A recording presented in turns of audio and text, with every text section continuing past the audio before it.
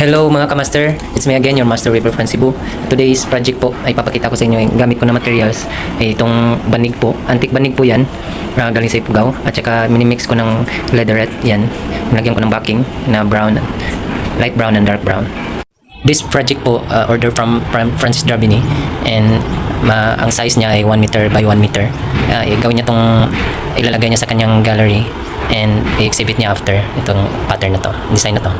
Bali yung design niya from antique banig, ni-reconstruct ko, ginawa ko na rin banig again, ni-weave ko parang banig, pero yung pattern niya pa iba na. Lahat ng proseso na umabot ako ng 3 days bago natapos ko tong project na to.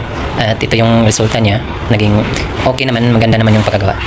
And thank you for watching guys, and don't forget to like or share my video for more videos guys.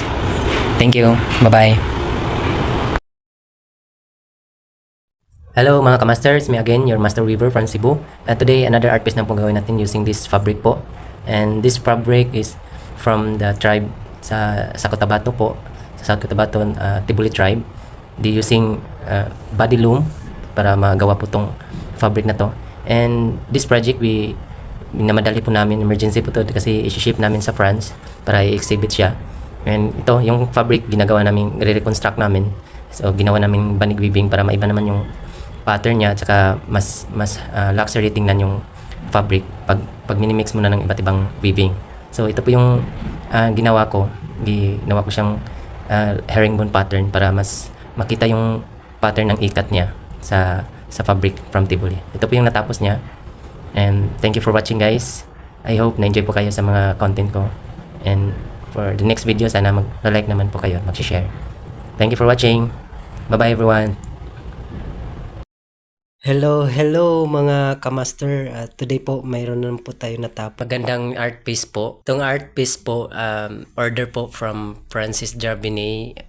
Isa po siyang French guy na pala yung soke ko sa mga ganitong art piece. I-exhibit niya kasi ito, ilalagay niya sa kanyang gallery. By the way, ang gamit na materials ko po ay same as before, kimono fabric siya, at saka minimix ko ng fabric namin, mini-weave, handloom weaving siya, fabric, bali mix raffia and polyester. Bali minimix ko yung dalawang klase ng fabric para maka-create ng magandang pattern at saka design. Yung design niya ay ako lang po yung gumagawa, bali nagde-decide lang ako kung anong nagawa kong design para sa client ko.